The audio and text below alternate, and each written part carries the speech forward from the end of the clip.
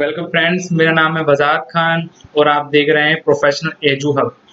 तो दोस्तों, आज से मैं एक्सेल के ऊपर अलग-अलग तरह की वीडियो बनाने वाला हूं, जिसमें खास ये बात होगी कि आज तक किसी ने भी एक्सेल का यूज़ ना किया हो, ना एक्सेल को देखा हो या एक्सेल के बारे में रूबरू बिल्कुल नहीं हो रखा है, तो मैं उससे लेकर और एडवांस लेवल तक जो आपके जॉब लाइफ में, जो आपके बिज़नेस में बहुत ज़्यादा किफ़ायती रहेगा, यूज़ में आएगा और बहुत ज़्यादा ईज़ी वे में मैं इन सारी चीज़ों को कन्वे करने वाला हूँ इस चैनल पे।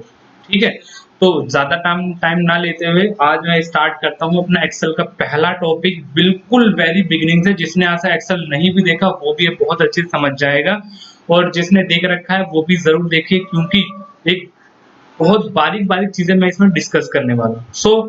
पहले हम देखेंगे, जैसे मैंने यहाँ पे एक्सेल शीट खोली हुई है, बट हम लोग पहले ये सीखेंगे कि एक्सेल कितने तरीके से ओपन हो सकता है। ठीक है? तो मैं इसको मिनिमाइज़ करता हूँ। मैं आ गया हूँ आपके डेस्कटॉप पे। जैसे मान लो आपका डेस्कटॉप होगा तो हम डेस्कटॉप से ही देखते हैं कि एक्सेल कैसे स्टार्ट हो सकता है। ठीक है?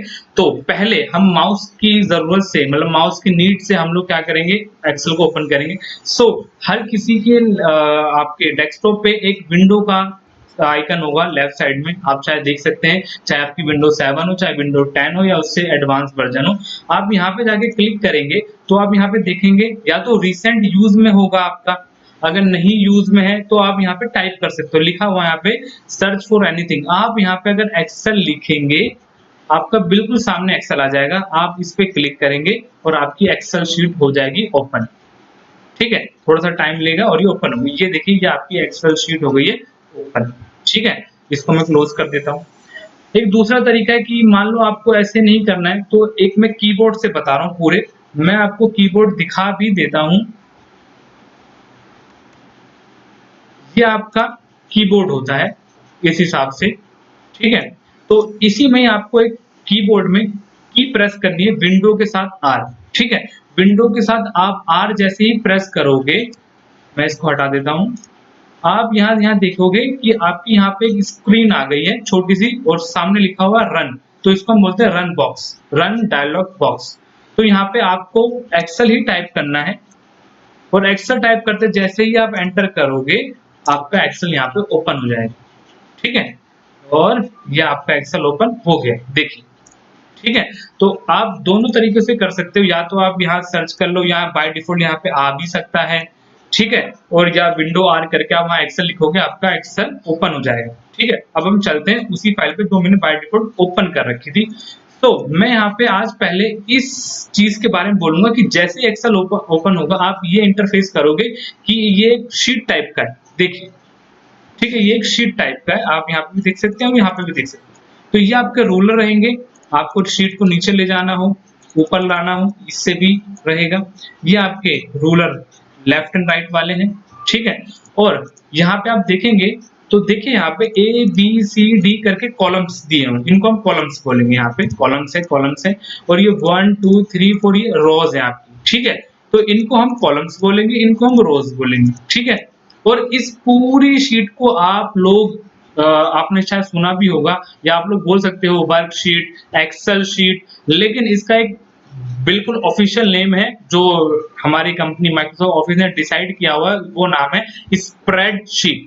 ठीक है? उन्होंने बोला है कि इस शीट को बोलेंगे हम स्प्रेडशीट, और स्प्रेडशीट कॉम्बिनेशन किसका बनेगा, या कॉलम और रोज का, मतलब इन दोनों को मिला के एक स्प्रेडशीट बनती है। तो इसीलिए हम इनको कॉलम्स और रोज बोलेंगे और इस पूरे वर्किंग एरिया को हम बोलेंगे स्प्रेडशीट। ठीक है? तो अब ये ए बी सी डी करके कॉलम से तो कितने होंगे, एक बार जरा जाके जाके देखेंगे तो देखो, जेड पे खत्म होता ही double A B A C start हो गया, मतलब कि ये शीट काफी बड़ी है। तो आप अगर जानना चाहते हैं कि यार एंड का आपका कॉलम कौन सा है या कहाँ पे है, या ऐसी रोज की बात करूं कि रोज कितनी होंगी, ना जाने देखिए आप कितनी कितनी सारी रोज हैं।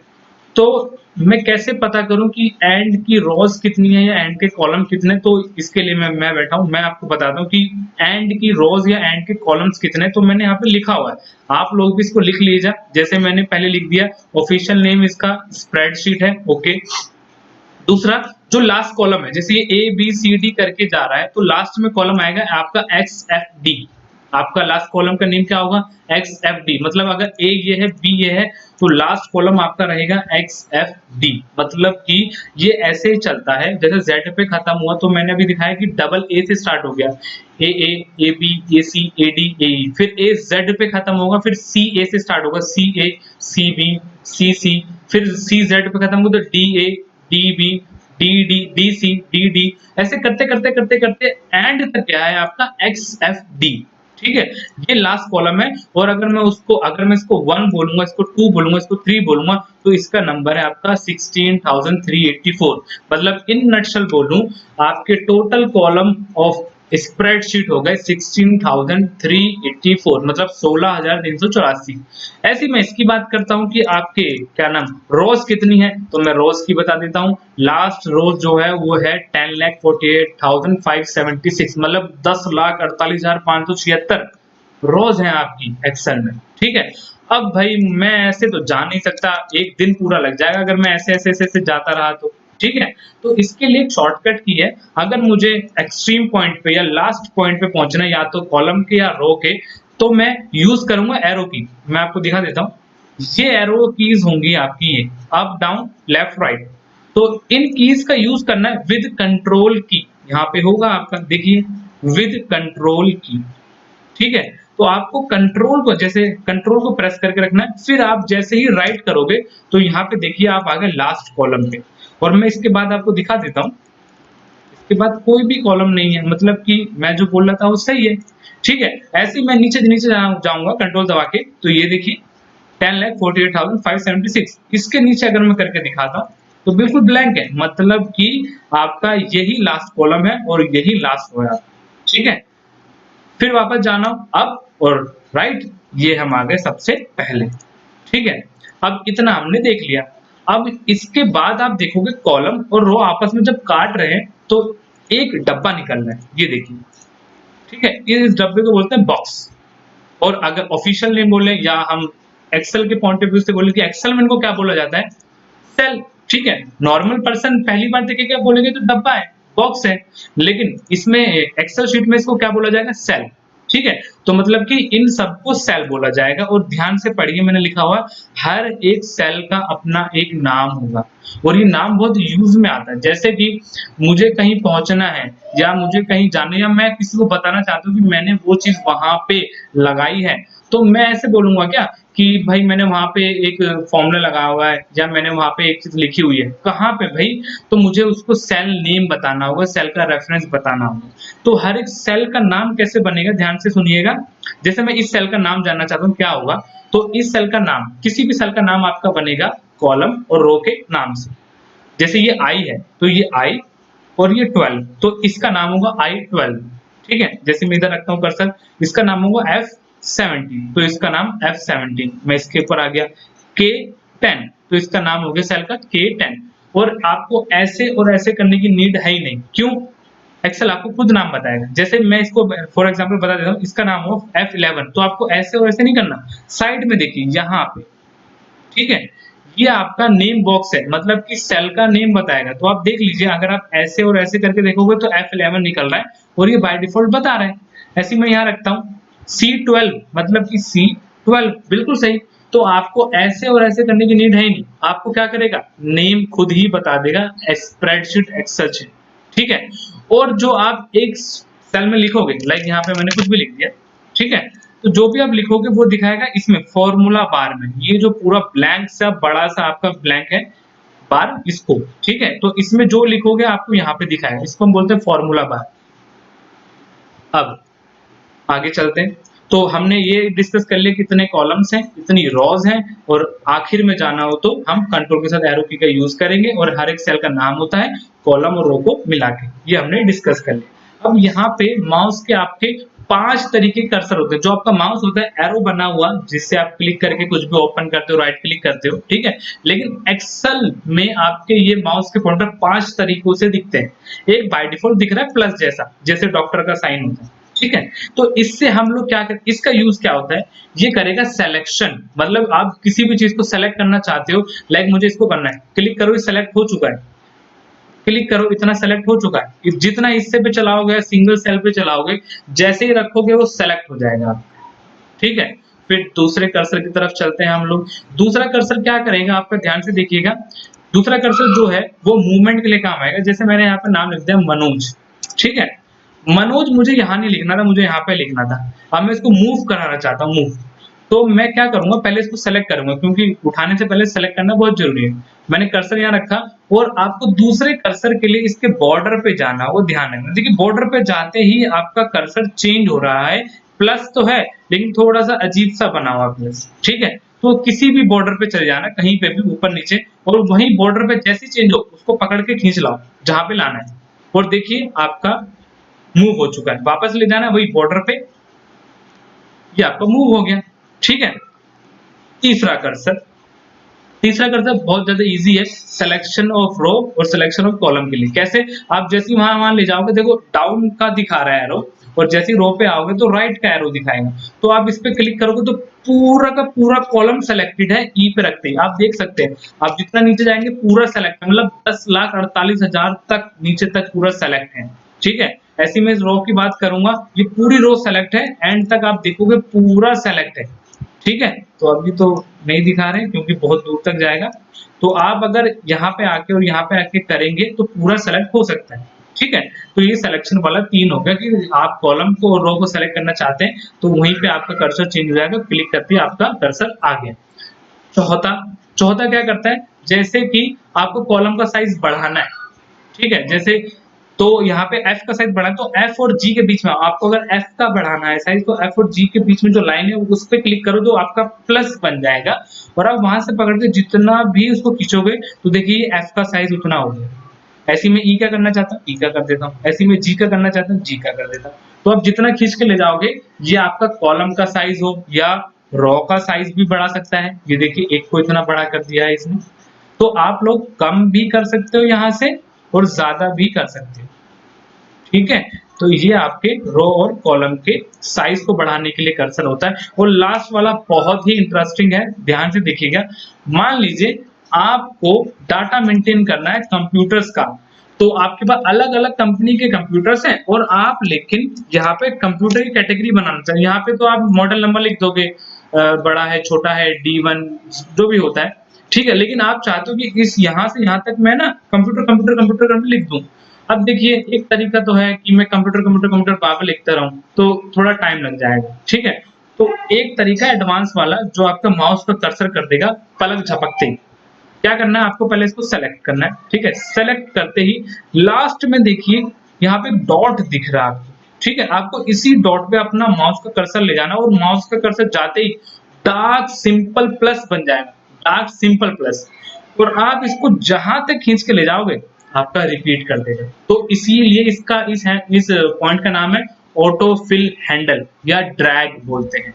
पूरा ड्रैग करके आपको ले जाएगा नीचे, ठीक है। आप और भी कर सकते हैं तो और भी नीचे तक ले जाएगा। देखिए जहां तक आप एक झटके में लेके जाओगे, आपको जहां तक चाहिए आप ड्रैग करो, सिंपली कर देंगे, ठीक है। तो ये क्या करता है, रिपीट करता है चीजें जो ऊपर लिखी होती है उसमें। एक यूसेज इस कर्सर का तो ये हो गया, लेकिन इसके और भी यूसेज हैं, और बता देता हूँ। लाइक आपने यहाँ पे मान लो संडे लिख दिया, अब आप चाहते हो कि संडे को ट्रैक करे, तो ये देखो संडे को ट्रैक करती है, आपको संडे संडे रिपीट नहीं करा रहा है, आपको क्या दे रहा है, डेज नेम दे रहा है ऑटोमेटिक। क्योंकि ये चीज बाय डिफॉल्ट हर किसी के यूनिवर्स में जितने भी एक्सेल यूज करते हैं, एक्सेल यूजर्स हैं, बाय डिफॉल्ट उनके एक्सेल में होगा। क्योंकि ये लिस्ट आपकी बाय डिफॉल्ट एक्सेल ने बना रखी होती है एक्सेल सेटिंग में, ठीक है। ऐसी मैं यहाँ पे जनवरी लिखता हूँ और इसको मैं करता हूँ ड्रैग, तो देखिए जनवरी फरवरी मार्च मंथ नेम आ गया आपके। ऐसे ही आप यहाँ पे छोटे में लिखना चाहते हो, सन मंथ लिखते हैं, संडे पूरा नहीं लिखना में, तो आप इन दोनों को एक साथ ड्रैग कर सकते हो। तो देखिए, तो ये लिस्ट आपकी सेव होती है यहाँ पे। दूसरा, अगर आप अपनी लिस्ट मतलब कस्टम लिस्ट, इनके अलावा लिस्ट ऐड करना चाहते हो तो वो भी ऑप्शन है, बट वो थोड़ा स्टेप में थोड़ा सा बढ़ा जाएगा, तो आज नहीं करेंगे, लेकिन आने वाली क्लास में मैं पक्का बताऊंगा, ठीक है। तो आई होप ये समझ आया होगा। मैं इसको हटा देता हूं एक बार, ठीक है। फिर इसी ऑटोफिल हैंडल का एक और यूज है, जैसे कि मैंने यहाँ काउंटिंग चाहता हूँ कि सीरियल नंबर चाहता हूँ मैं लिखना, ठीक है।